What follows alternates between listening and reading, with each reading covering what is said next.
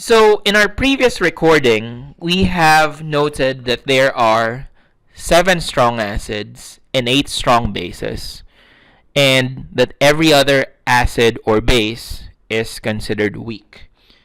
By strong acids or strong bases, we meant ions are completely dissociated in solution.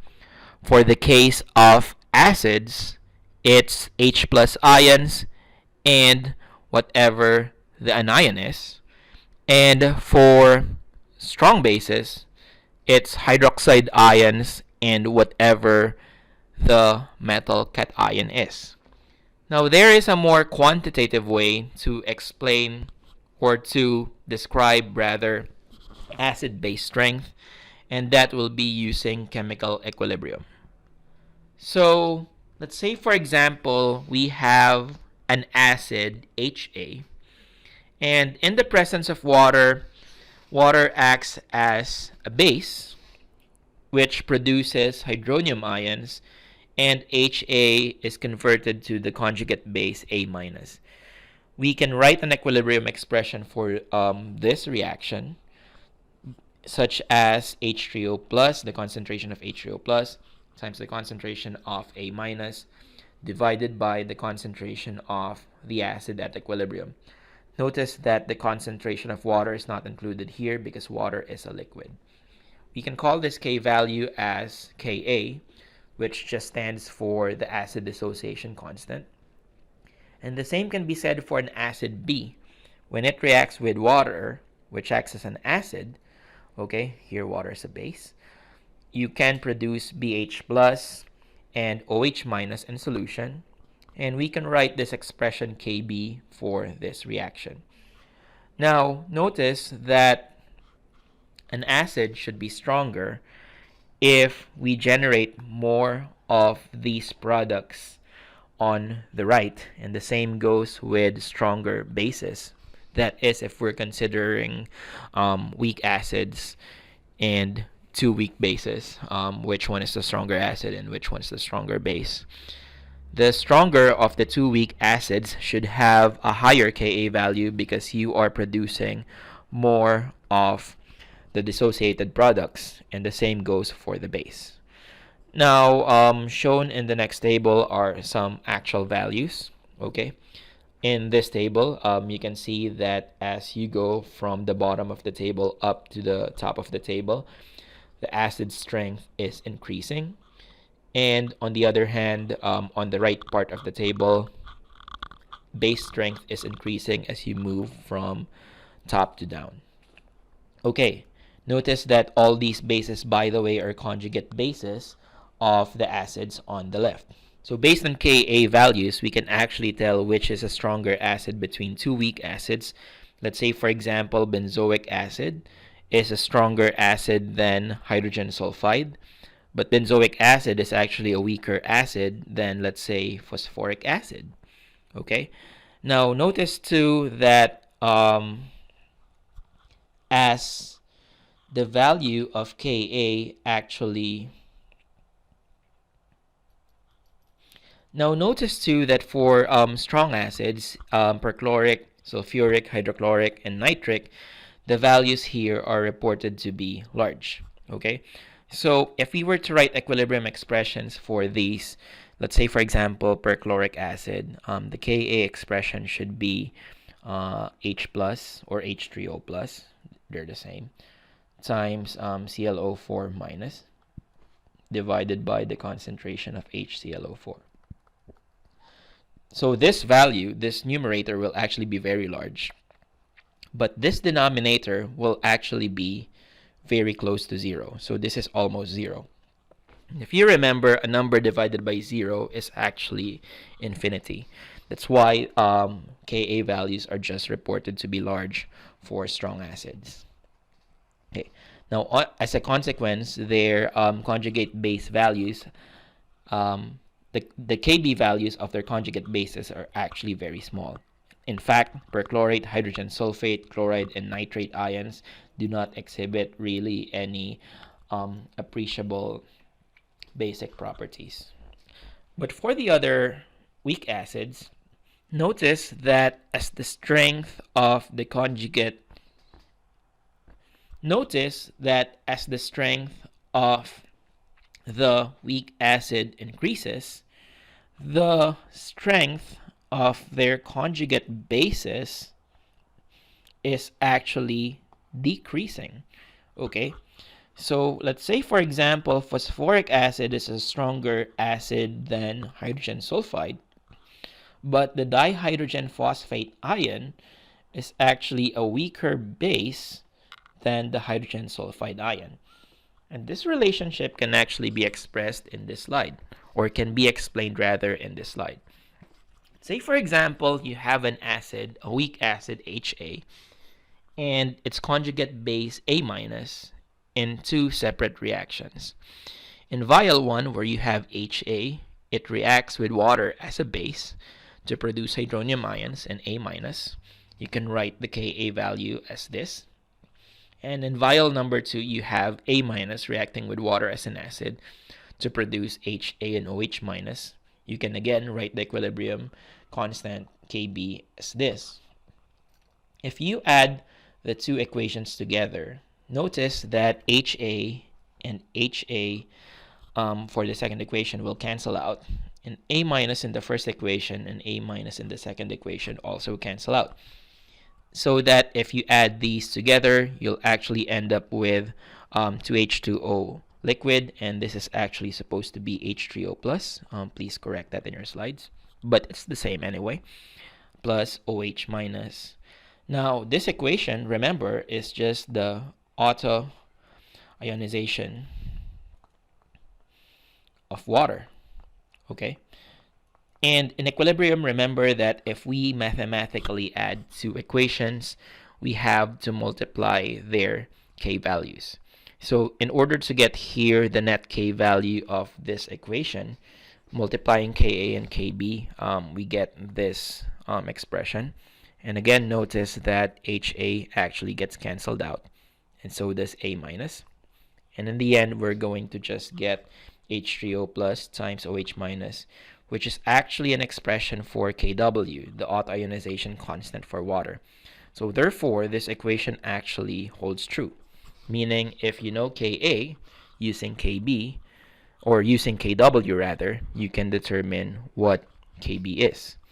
Now, that Kb, remember, is for the conjugate base of the acid, HA. One practical example, for example, is this example with hydrocyanic acid. But before we move on with that one, note, by the way, that Kw at 25 degrees, okay, is equal to 1.0 times 10 to the negative 14. Okay, so we actually have a value for Kw at a specific temperature.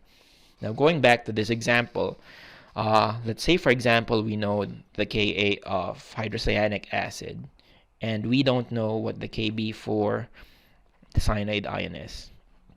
So, if we use the equation Ka times Kb is equal to Kw, okay, we're going to get Kb is equal to Kw divided by Ka to solve for Kb. And this equation basically just simplifies into that if you plug in values. And the solution to this equation is 2.5 times 10 to the negative 5, which is equal to this Kb value. Note that you can also solve for the Ka of the conjugate acid of a weak base using the formula Ka is equal to Kw over Kb. Now, as we have discussed before, an acidic solution is basically a solution in which the concentration of the protons, or the hydronium ion, is much larger than the concentration of the hydroxide. And a basic solution is a solution in which the concentration of the hydroxide ions are much greater than the concentration of the protons. Now, often, especially for very concentrated acids, these values are actually very small numbers. Okay, these numbers are very small numbers, such that